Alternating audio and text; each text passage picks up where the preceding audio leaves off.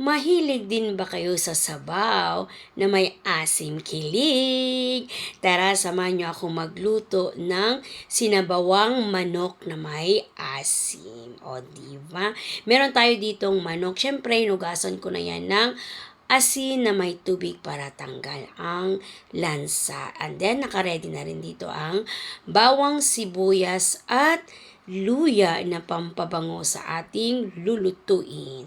At meron din ako ditong kamatis na pula at siling green na 5 piraso ata yan. And then meron tayo ditong pechay, nakita nyo naman.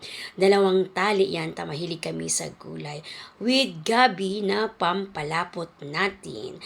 Magigisa na tayo ng sibuyas. At isusunod ko rin dyan yung bawang. Then, gisa-gisa lang natin para mabango. And then, isusunod ko rin dyan yung luya. Gisa-gisa lang ng maigi para hanggang lumabas ang kanyang aroma. Ayan. And then, isusunod din natin dyan yung manok. Nakita nyo naman, ilang piraso lang ang manok pero marami tayong gulay. Gisa-gisahing maigi para matanggal ang lansa. And then, isusunod na natin dyan yung kamatis. Igisa-gisa pa rin natin. And then, isasabay ko na dyan yung gabi para mas mabilis maluto. Yan.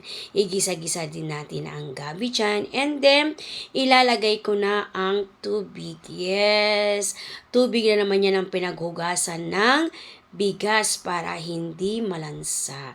Then, ilagyan ko dyan ng 2 tablespoon ng patis, konting betchin, konting asin, at ang paminta. And then, lasahan na natin kung tama na ang lasa.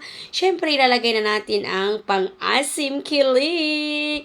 1 kalahati ang ginamit ko dyan na maliliit lang. And then, ilagay ko na ang maraming pechay. Yan ang favorite talaga namin.